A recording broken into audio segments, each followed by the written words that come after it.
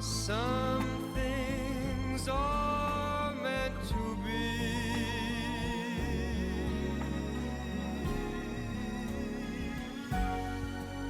Take my hand, take my heart.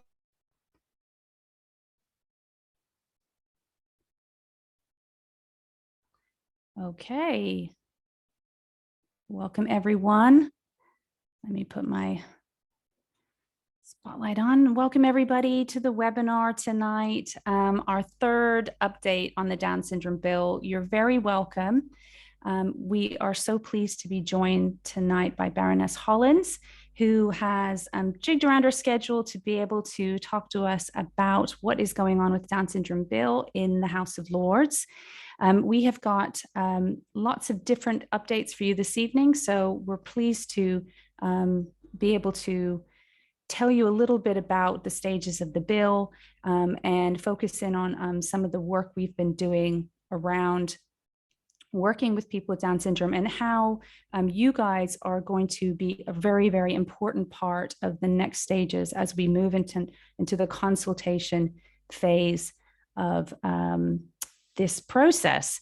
So can I just welcome our chair, Peter, as well to join me. Let me get a spotlight on you as well, Peter. Hi, Peter. Hi, good evening, everybody.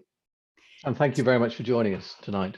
Yeah, it's lovely to have everyone. We had 70 people register to join us tonight. And so we will be recording it to make sure everybody gets a chance to catch up on what's going to be talked about tonight. And what are we going to talk about tonight? Let me just share our agenda. Okay, so the agenda. We're going to be covering tonight. First of all, we're going to hear from Baroness Hollins a little bit about why she put her support behind the Down syndrome bill and a little bit about what goes on in the House of Lords as this piece of legislation moves through that part of Parliament. And then we are going to hear from Ken Ross as he updates us again on a little bit about what are the stages of a private member's bill? Why is that a bit different? Where are we? Are we close to the finish line? And then we're going to hear from our advisory group, going to hear a little bit about what they have been learning from talking to the community, talking to adults with Down syndrome. And then we are going to hear from you, Peter and Nicola, a bit about a consultation process and what we need the community to do to let us know what their views are. So we're really excited to do that. Anything to throw in at this stage, Peter? No, I think that covers it all for the time being. Okay. So let me ask you to come up on stage. Baroness Hollins, hello.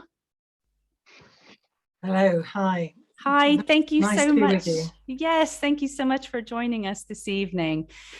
We appreciate it. We know you're a very busy woman. Well, it's very busy at the moment because there are two bills going through. Oh, thank you very much. My cup of tea has arrived. Important fuel. Yes, it's a very busy time at the moment because there's the Health and Care Bill and also the Nationality and Borders Bill, both of which I'm involved in. And next week I'm going to be in Parliament 4 days and 4 evenings because that's the schedule. So it's really, really very, very busy. I mean, it might help you to know, I mean, mainly what I talk about in the House of Lords are issues to do with mental health and issues which might affect people with learning disabilities. Those are my sort of main areas of, topic, discussion, contribution. And that's what I'll be doing next week. I'm thinking about how the reorganisation of the National Health Service is going to affect the people that I'm kind of concerned about.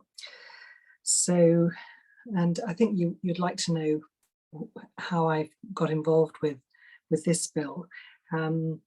Well, it's quite simple, really. I mean, I've worked in with people with learning disabilities and people with Down syndrome since the mid 1970s, and that all began because my son has a learning disability.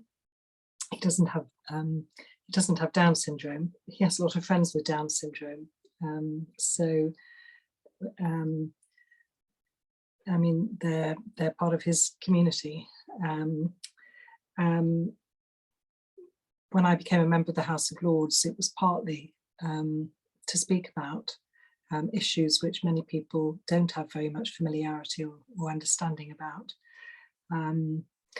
But also I'm doing some work for the Department of Health and Social Care around people who are admitted to hospital because of usually behaviour which is considered a risk to themselves or to others, and who end up in a psychiatric hospital and are detained in long-term segregation.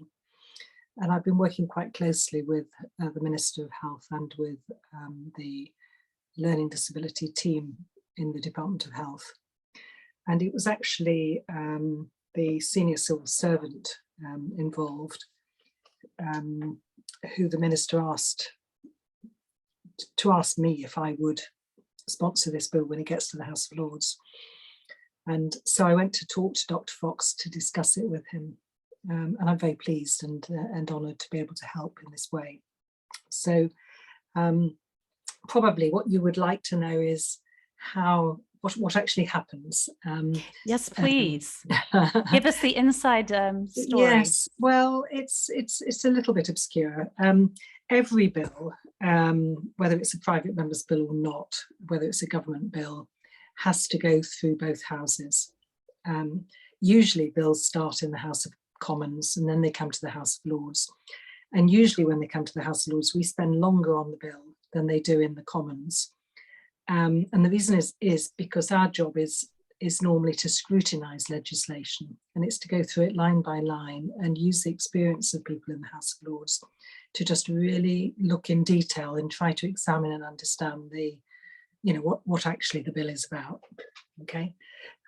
Sometimes it goes the other way around. It starts in the House of Lords and ends up in the House of Commons. If there's a disagreement, so one house amends it, which normally happens. The House of Lords is currently amending the healthcare bill, and we're putting down hundreds of amendments. Okay, yeah. Well, most of them don't get through, but the ones that do change the bill, and the government will put down more amendments, and then it goes back to the other house, and then they have to debate the amendments and the reasons why we've amended it. And if they agree with them, all is fine. But if they don't agree with them, they send them back to the House of Lords, and then we have to listen to their reasons as to why they didn't agree with them. We might accept their reasons, or we might send it back again. So it's kind of, we call that ping pong. Yes. But in the end, it's the House of Commons which finally decides, because they're the elected chamber. Mm-hmm. But we're there to sort of add another kind of point of view, another dimension, to give a bill adequate scrutiny. Private members' bills are a little bit different, especially when it's got government support, as this one has. So Dr. Fox did a huge amount of work to really make sure that the government were going to be on, we're going to accept it, that it was going to be useful, that it was going to be effective, that it was going to make a difference to the lives of the people that the bill hopes to serve. Mm. So my job is to try to make sure that nobody tries to amend it. Okay? Yes. Quite simple. So in each house, it has to go through 5 stages. If it isn't amended, actually, it looks like 3 stages. So far, the bill has had its first reading in the House of Lords. It's completed all its stages in the House of Commons. It's had its first reading in the House of Lords. All that consists of is somebody standing up and reading out the name of the bill, and it's then printed. So the bill which was approved in the House of Commons has now been printed in the House of Lords. I've got a copy of it here. And here it is. Piece of history. Bill, this is the bill in the House of Lords. Okay. Amazing. So the next stage is the second reading, but we have some quite strict rules about how long we have to wait between each stage. Mm-hmm. And also, a bill can't jump the queue. And so there are actually 11 private members' bills that have come from the House of Commons, and which are before this one. And so despite my best efforts, and because the bill didn't arrive in time, the earliest I can have second reading is the 18th of March. Okay. Now, this is the most important part. Well, not quite. I suppose the most important part is the third reading, because that's when it's signed off and then it becomes law, gets royal assent. But the second reading is when you know what the people who are going to speak in the bill are going to say. And you also hear what the minister is going to say. I think we're fairly confident we know what the minister is going to say, so that's okay. But what I don't know is who's going to sign up to speak and what they're going to say. I'll come back to that in a minute. So the second reading takes place on the 18th of March. They offered me the 25th of March, but I managed to get them to bring it forward to the 18th by swapping with somebody else. And the only reason I could do that, I tried to get them to bring it forward to the 4th of March, but they'd already published the list and they'd already got a speakers lists open, and they will not cancel a bill once it's got to that stage. So if somebody cancelled their bill at that stage, they would not then get another opportunity. So the 18th was the best I could do. We only debate private members' bills on Fridays. Okay. And we don't sit every Friday. In fact, there are very few people usually in the House of Lords on a Friday. People who live a long way away will come up to London on a Monday and go home on a Thursday. And so the only people who are likely to be there on a Friday are people who've come in especially for one of the 4 private members' bills or debates that are taking place that day. Okay. Mm-hmm. So this bill is going to be the second bill. The House sits at 10 o'clock on a Friday, normally closes at 3 o'clock, so that's 5 hours. And there are 4 bills, private members' bills, to be debated. Right? I mean, if we haven't finished, it will go on longer. But the staff don't want to stay after 3 o'clock on a Friday, especially if we've had late nights during the week. Sometimes we sit, well, a couple of weeks ago, we sat until 3 o'clock in the morning. Wow. Quite hard on the staff. The staff get a taxi home afterwards. The members don't. Wow. Unbelievable. So you can imagine that on a Friday, people are quite keen to go home to their families. So they like to finish by 3 o'clock. So that's quite good. It means that the debate is quite structured. It's better than a debate where people are settled in for the night, and in a second reading, there is actually no mandatory maximum speaking time. So, however, on a Friday, when there are 4 bills to discuss, there will probably be an advisory speaking time. So the likely thing is that I would get I will get 12 minutes, say, and that other speakers might be offered 8 minutes or possibly 6 minutes, depending on how many people sign up. Okay. And then the minister will get kind of like 15 minutes to comment, make a speech. And then I would get an opportunity just to thank everybody, and that will be that. Mm-hmm. And then we then have to wait 2 weeks in case anybody puts down an amendment. And assuming that nobody puts down an amendment, then 2 weeks later, we can have committee stage, report stage, and third reading. And the whole thing would take about 15 minutes probably. In other words, there basically aren't really any speeches if there are no amendments. It would just be for me to make some comments and thank everybody, and the bill would pass. Okay. So the earliest that the third reading could take place then is actually the 1st of April.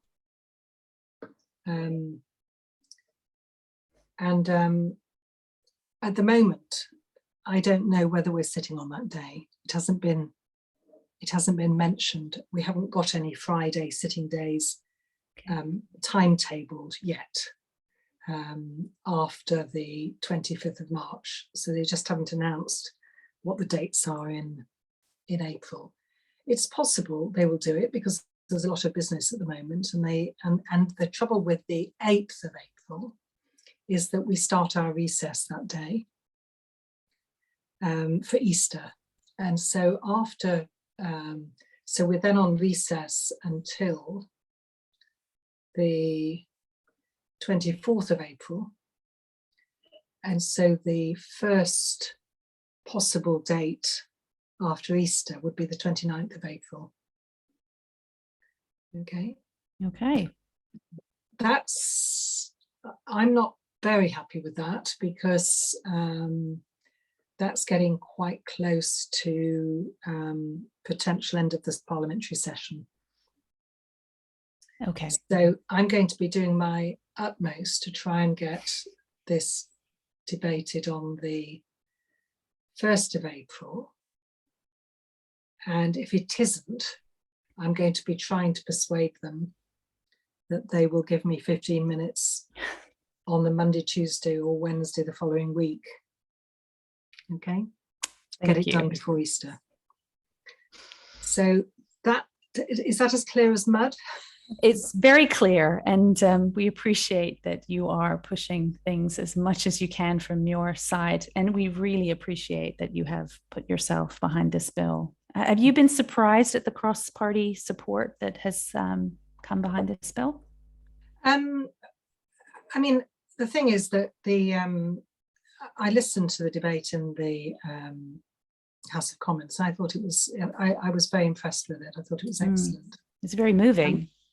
Yes, I thought it was an excellent debate, very respectful, very informed. I thought it was very good. So far, there is no awareness of it in the House of Lords. I've started beginning to speak to people, particularly people who typically would speak on a debate in this kind of area. And people have been very positive, the ones that I've spoken to. Excellent.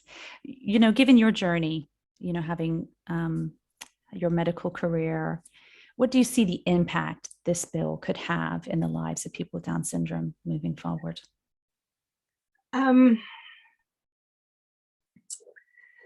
Well, when I was working as a psychiatrist, I was also a psychotherapist, and I was also a researcher, and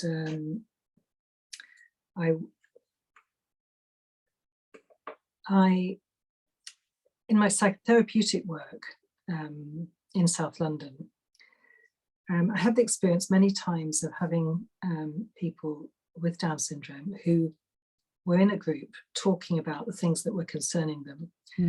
And one of the things that I found really painful to listen to was people's experience of being described, well, hearing that there was an ambition to eliminate Down syndrome.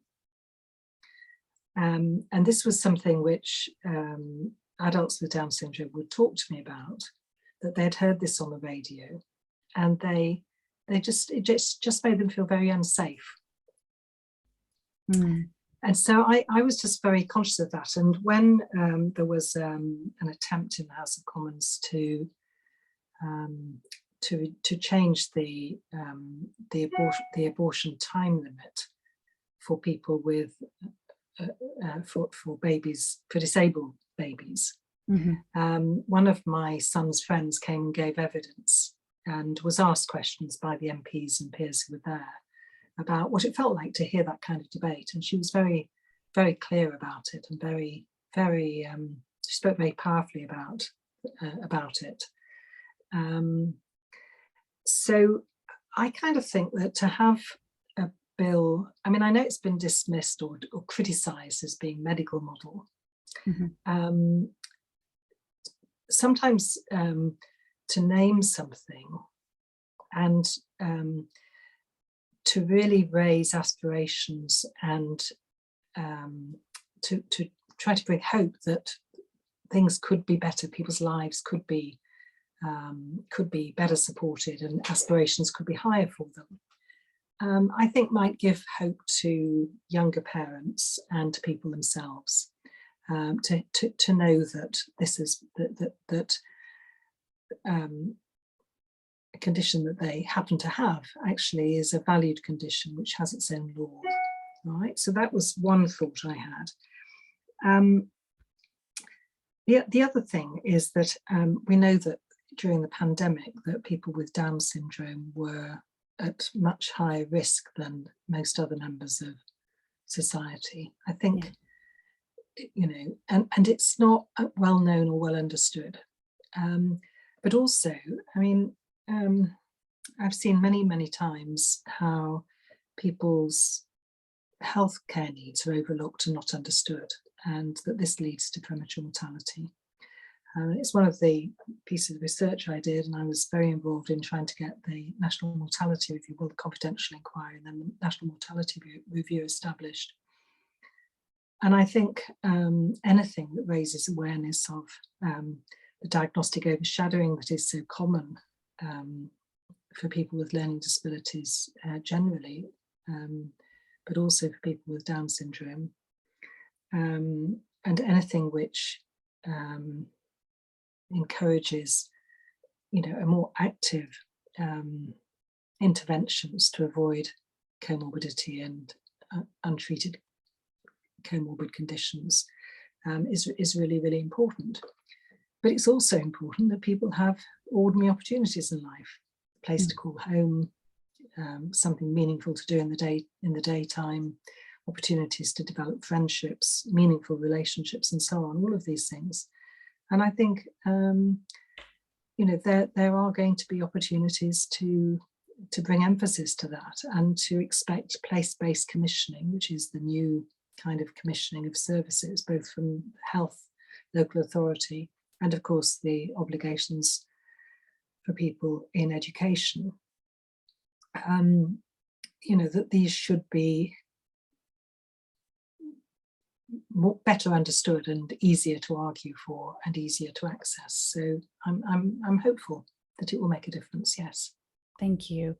One of the questions submitted ahead of time from a young woman with Down syndrome was around the do not resuscitate order, and a hope that the bill would strengthen the fight against those type of discriminatory actions that have happened in the past.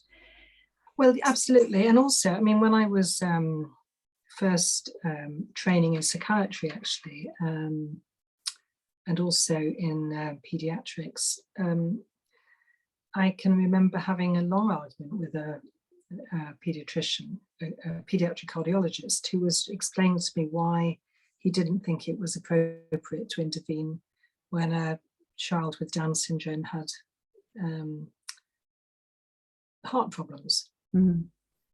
And really just trying to, you know, understand where he was coming from and discuss it with him and argue the case with him. We had a long dialogue over many years. He changed his views, as it happens, but that was a very common attitude back then. And of course, there are still people who will be, you know, who were babies at that time and who actually didn't get the best treatment. And we need to be looking out for them. So, but I don't think this isn't just about health. I think the health elements actually are really important, but it's not just about health. That's why it is so exciting that this has multidimensional promise.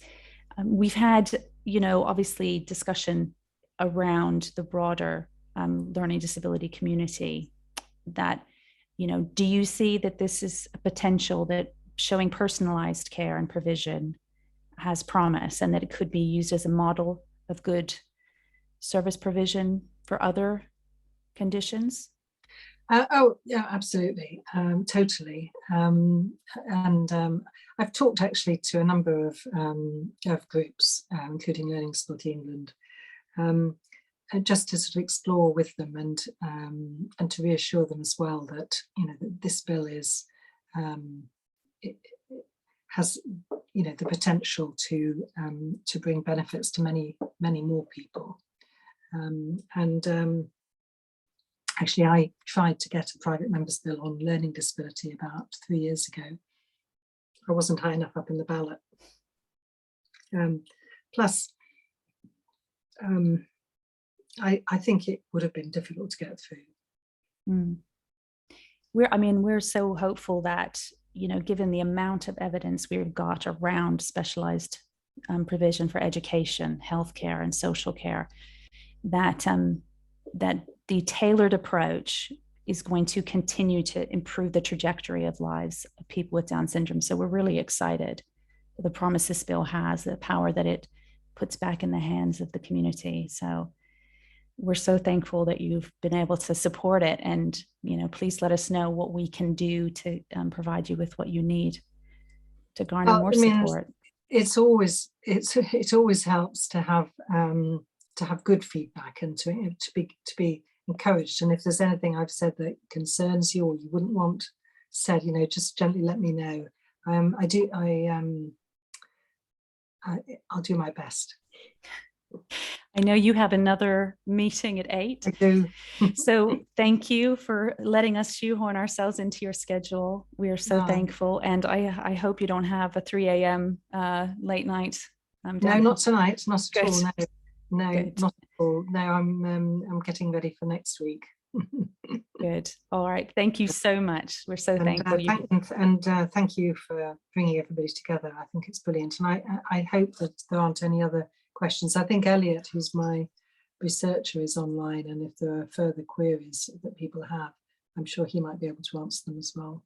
Yes, and any questions, we're happy to be a conduit as well. So please, we'll put our email address in the chat and we can submit questions, or I'm sure you can email Baroness Hollins directly. So thank you so much for being with us this evening. It's all right. Thank you, Liz. Thank you. Thanks.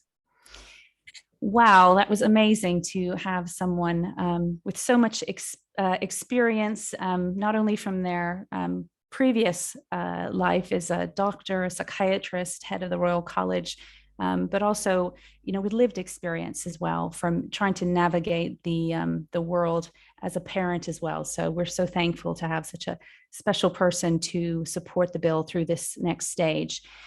So we have next, I'm going to welcome Ken to join me. Hello, Ken, how are you? Hi, Liz, very well. How are you? Good, yes. Ken was getting my panic text as my power went out today. So I am not in my normal location, but I am here. So thank goodness for that. So I'll just share the screen to guide you as you talk to us a little bit, remind us a little bit more. I know Baroness Hollins has kind of gone through a little bit as well already. So maybe your bit of the presentation won't need to be as long. So lucky you. Thank you very much, and good evening, everyone. Thanks for coming along. Apologies from Rachel. She has COVID at the moment and will generally start coughing if she tries to speak. So you're stuck with me on my own this evening.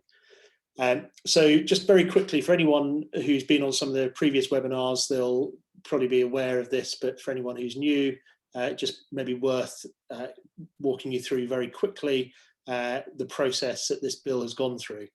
So going through the House of Commons, the Liam Fox, his name came out of a ballot.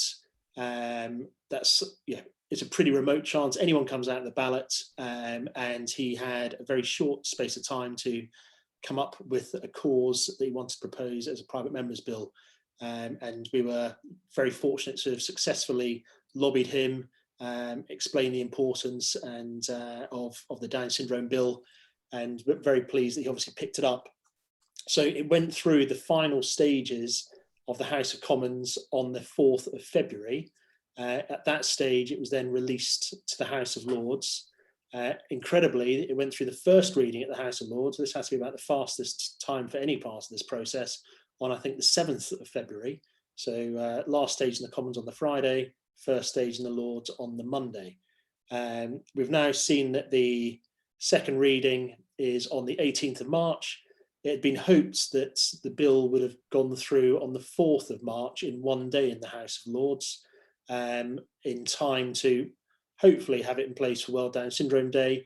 But it's going through in this parliamentary session, so we'll just be pleased that it becomes law.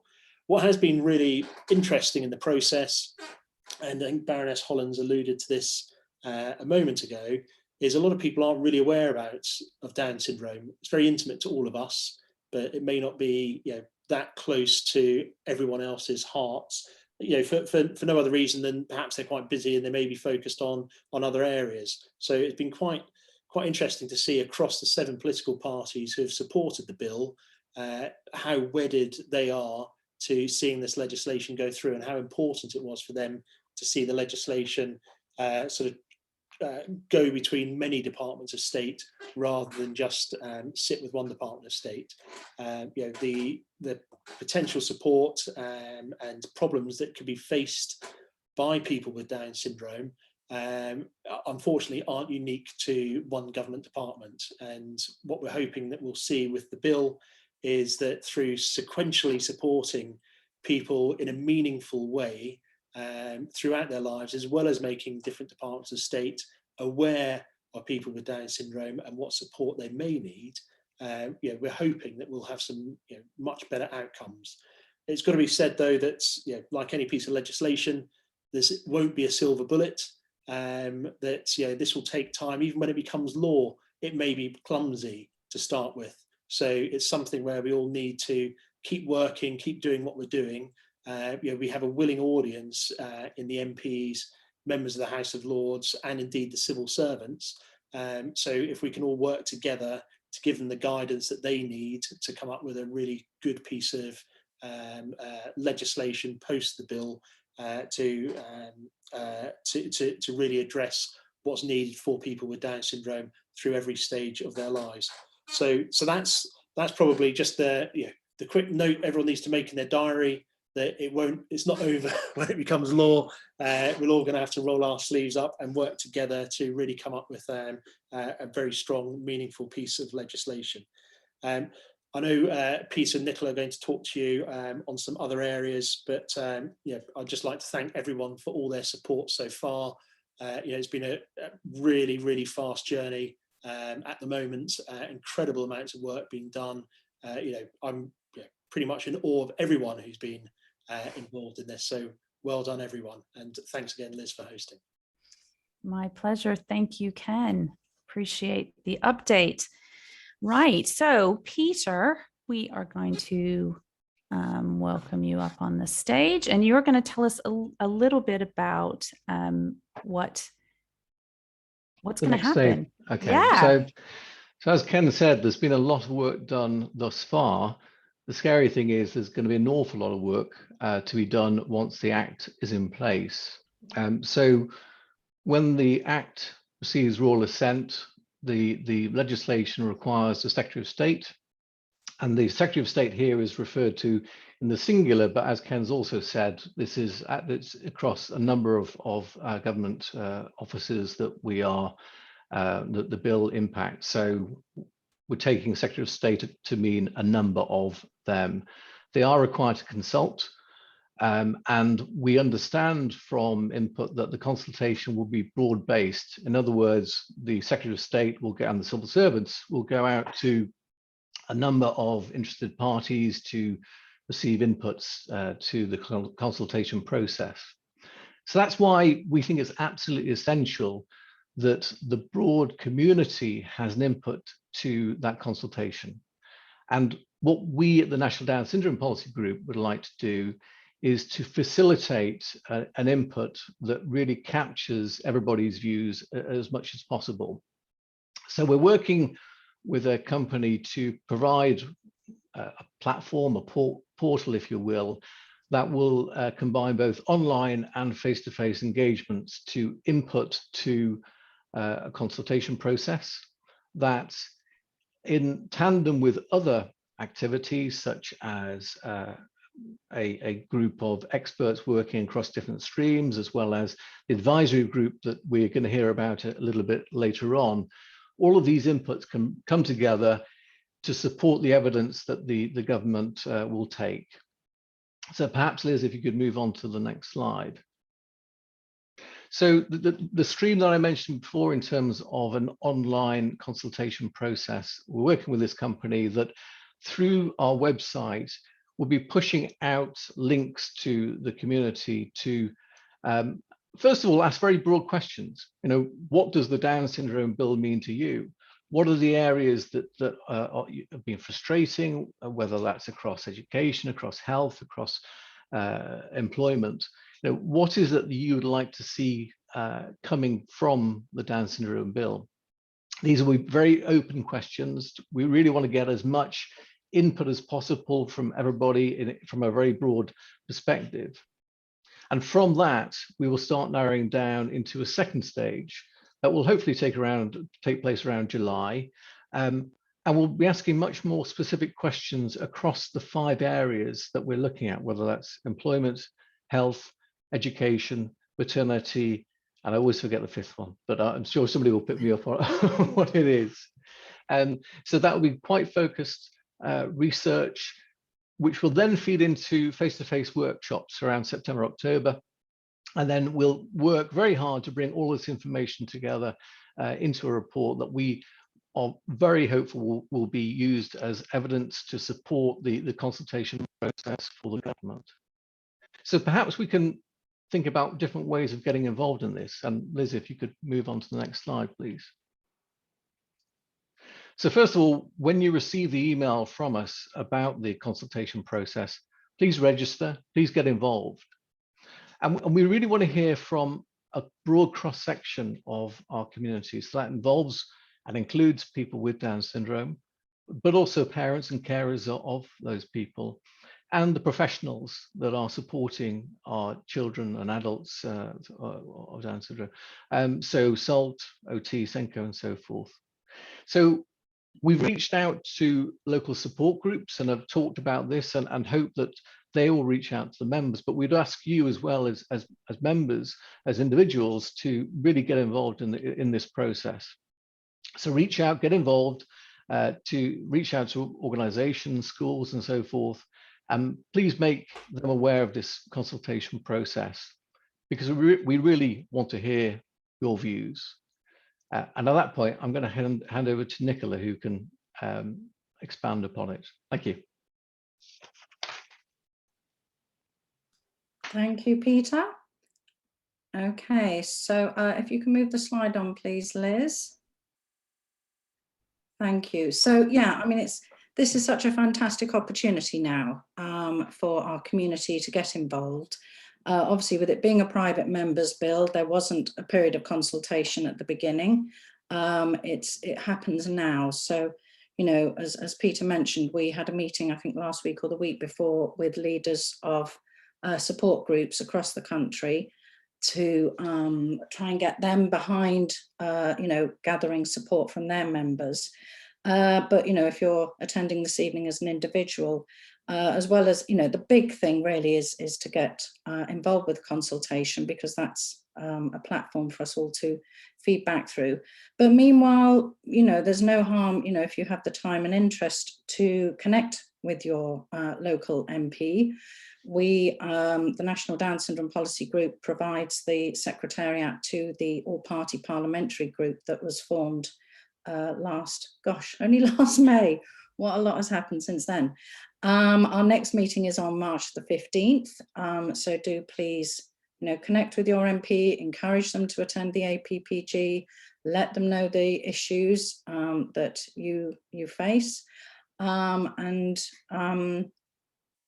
yeah, feedback to them. But the press release references that, you know, MPs do obviously want to be seen, meeting with their constituents and listening to them. and we can provide you with press release in order to get some local coverage. If you can, I mean, simple things, just following us on social media and sharing our posts is always useful, and using the hashtag Down Syndrome Bill.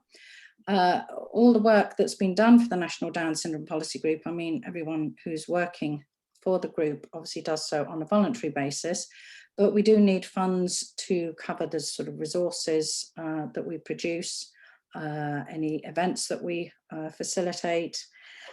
So if anybody's considering which group to fundraise for, perhaps this World Down Syndrome Day, we'd be extremely grateful for your support.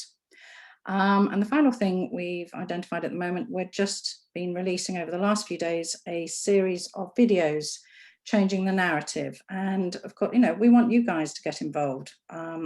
So if you'd like to contribute your video around why you support the bill and what you hope the bill will achieve, please do submit your video to us and we'd be delighted to share it. So I think that's me. I'm gonna hand over now to some of the team from our advisory group. Okay. Bear with me while I find Jonathan and Fionn. Hi guys, how are you? We're great. Yes, we are great. Excellent.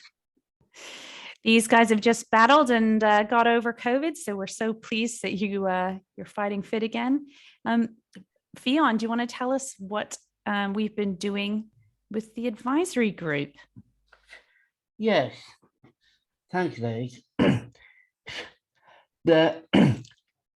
The advisory group has members with Down syndrome from all across the UK.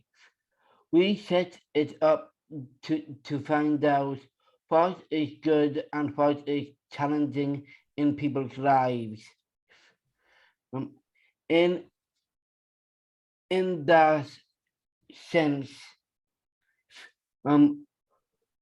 we've already started consultation with our most important constituency. We 5 founding officers with Down syndrome that facilitate the meetings, teach about the bill and about our roles liaising with government. Because while self-advocacy is a good start, we want to encourage bigger action. So far, we have discussed the themes of employment and health. We communicate using simple written words, heartfelt spoken words, pictures and videos, gestures and smiles. We work at a relaxed pace so that we leave no one behind. We learn from each other. Yesterday, I presented on an international webinar for researchers into intellectual and developmental disabilities. The theme of the conference was the ethics of inclusive research. Others cautioned that if we include researchers with living experience when studying their lives, it has to be done in an ethical way. I pointed out that unless you are doing research inclusively, it's automatically unethical. Our next meeting is March the 14th, and it's still possible to join us. That was my next question. Is it too late? That's good.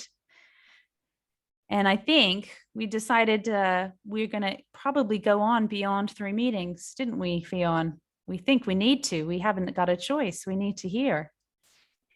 Yes, It looks like we must. Yes. And everyone's enjoying it so much. they are. Yeah. They are. So we are so pleased to support you to run this, Fionn, because we think it's long been needed, hasn't it? Hasn't, as you said, hasn't happened before really properly like this. Yeah, thank you, Lee. So if anyone's interested, there is a special page just on our website about the advisory group. So you can visit that and find out how to get in touch with Fionn and what you need to submit. At the moment, we're just adults, right, Fionn? Yes, we are. Yeah, we're living at 18 and older, Yes. right? Yeah. But all of those preteens out there who have got a lot to say, as they do, and younger people, we would say, ask your parents to support you to take part in the consultation process. So to be a part of the process that we've just heard about from Nicola and from Peter. And ask your parents to help you to put your point of view across and what your hopes and dreams are for the future, for your employment, for living independently, things like that. Right. Thank you, guys. That was very helpful to hear what's going on. And we're going to be working together to put reports together into the consultation, and pretty much lots of different places are going to be asking for what your point of view is. Why, we've heard from the parents, we've heard from the siblings, but we want to hear from you guys. So that's going to be the power of all this information you're collecting, Fionn.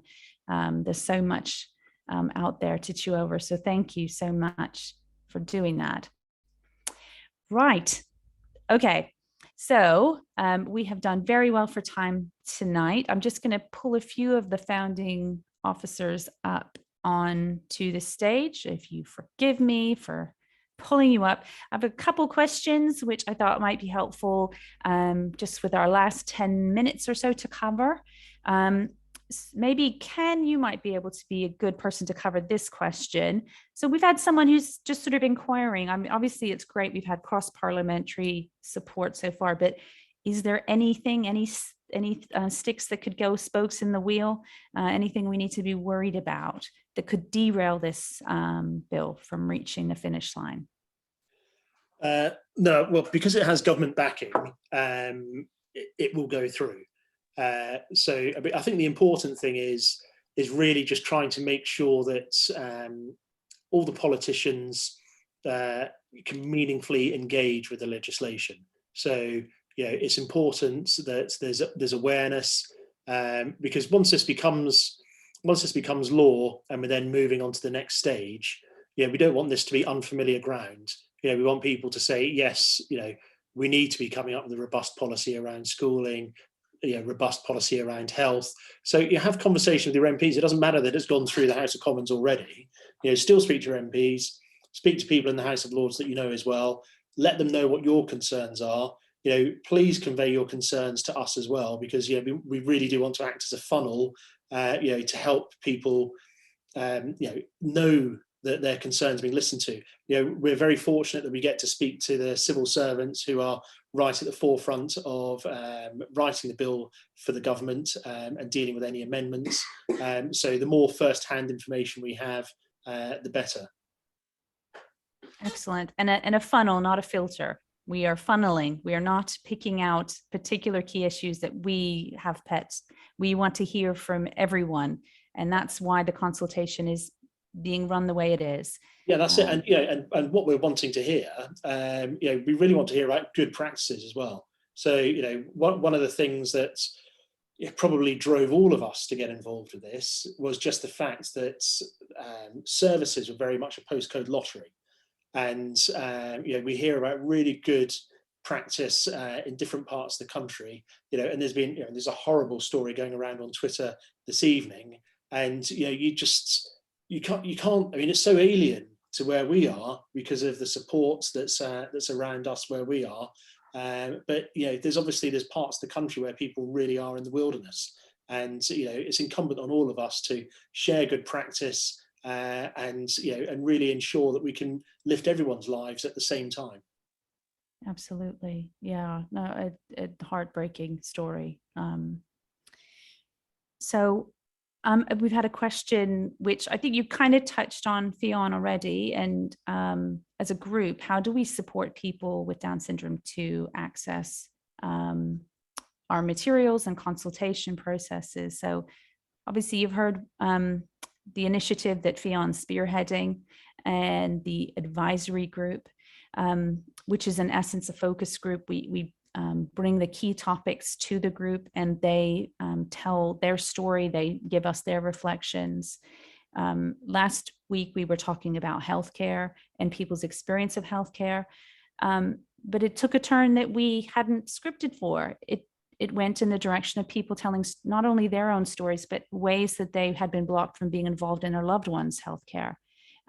Which I think is critical. They weren't allowed to be a part of the end of the life of their grandparents because they were told they wouldn't understand, and lots of richness that's come out of these sessions that we couldn't have anticipated. So we're really privileged to be a part of that and to assist the team to tell their story. We work hard with specialists to provide easy read materials, and we look for feedback from those using those materials, that they do understand them, that they can use them to take part. And we welcome feedback to the advisory group in many different forms, in the form of artwork and video submissions if people aren't able to speak freely in the group. So we are open to all types of submissions. And if you have thoughts and ideas about how you can help us to facilitate reaching those that have communication difficulties, please do reach out to us and become a part of helping people to have a voice around this process. Okay, so someone's asking, how long are these webinars going to keep going? Well, I think we are supporting to making sure that this keeps going, obviously, until the bill passes.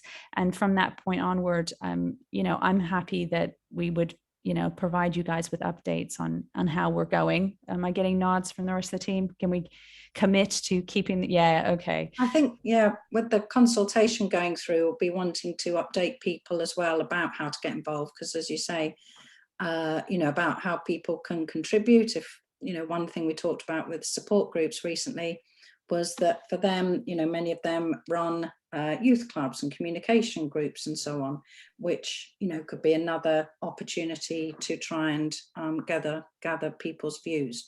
So I think certainly, we need to hear from the community, as you say, from how we can best reach people. And I think by having these regular updates, it gives us a chance to share where we're up to, and to hear from people, their suggestions and so on, as you say. So yeah, I mean, we really want to hear ideas of best practice as well. What's out there. We want to start building case studies for the consultation so that we can really put meaningful information in terms of who can do different services really well.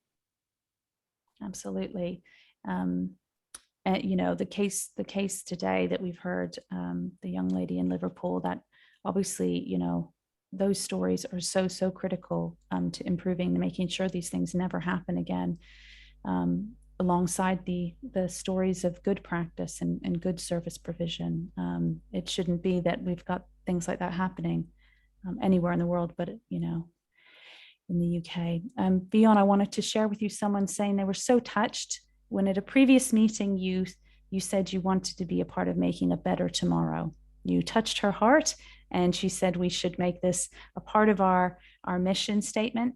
And yeah, I love that. Actually, it is true. You are writing a better future for your peers and the little babies running around that are out there in these little toddler groups. So it's so exciting to think about the story that they're going to tell in 10, 20 years' time. So any other thoughts from the rest of the team? We have stayed to time amazingly, which is great. Peter, any final thoughts for anyone? How can they support what we're doing? I mean, just to reiterate, a lot of work done thus far. Hopefully it's going to come to a very successful conclusion shortly, but then it's time to really roll up the sleeves and get on to work in terms of the consultation and make it really meaningful. And working across organizations, we want to be able to provide strong evidence into the civil servants so that we really get the best outcome. And very grateful for all of you taking your time this evening to hear what's going on and to be part of this journey. Yep, absolutely. We're so thankful. And the email address has been put into the chat. So please do get in touch if you have any thoughts, anything that you want to be addressed at the next meeting. We haven't picked a date for the next webinar, but it's been roughly every month.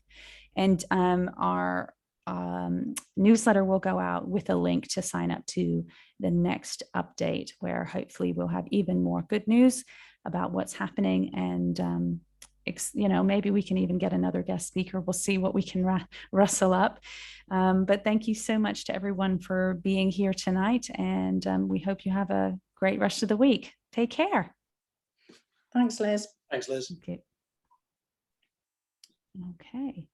Thank you all.